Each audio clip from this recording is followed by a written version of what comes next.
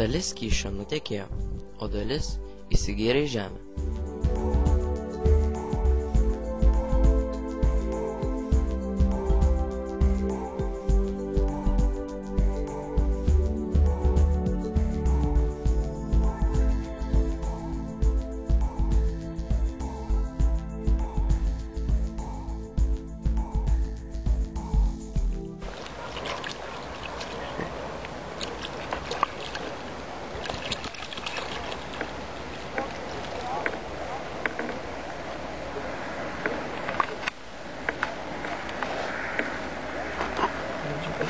Gerai. Ne, bet reikia. Bet tiesiai tą. Dabar parodysime pavyzdį, kai patekęs naftos produktas traukia vandenį plona plėvele. Kas nutinka, kuomet patenka naftos gaminiai į vandenį?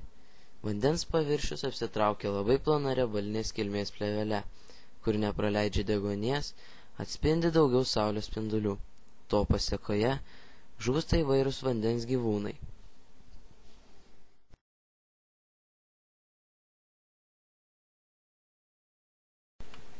Tai buvo tik bandymas. O kaip visa tai atrodo gamtoje?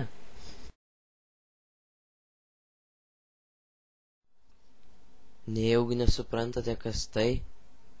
Taip, tai tas pats numestas šokolado popierėlis.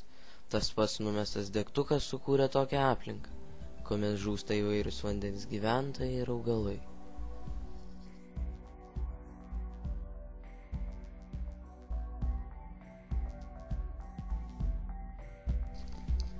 Kaip ir ši žuvis, gulėjusi šalia upės Nemuno.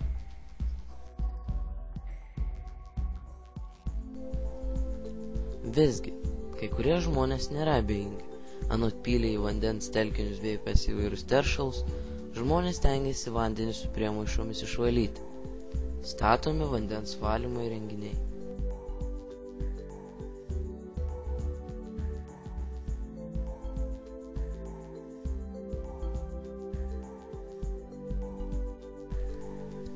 Pagrindinė jų paskirtis – atskirti vandenį nuo aktyviojo dumblo bei sunkiųjų metalų.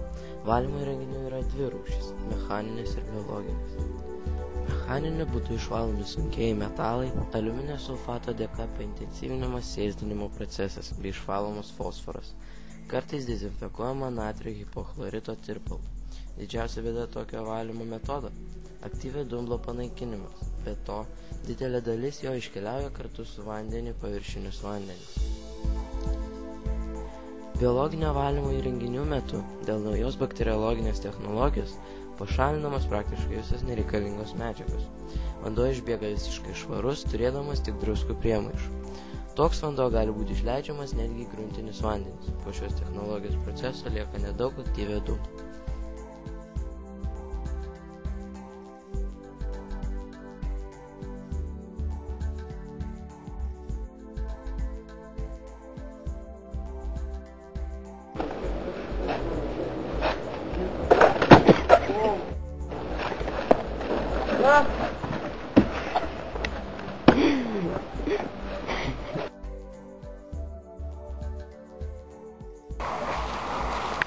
Gal ten sala?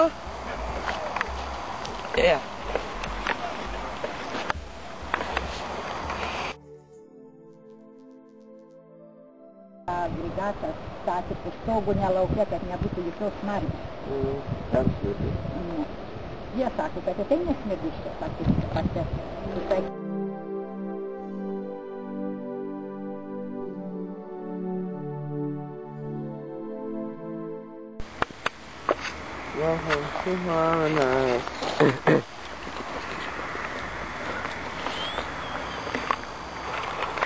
Labą dieną.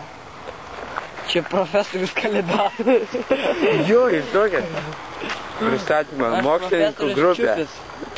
Matote čia žuvį nuskendusią dėl šito žmogelio taršos. Taip, vat jis atnešė kanistrą, variklių alyvos, išpylė ir nugaišo tą žuvį. Ar aš kaltas? Ką aš padariau? Neparašyti, kad pilt negali. Tai kas? Reik tausot gamtą. Tausos aš tai gal. Pažiūrėk, tai... Apsikabėkite, kokie draugai. Nors gal iš tikrųjų reikia gamtą.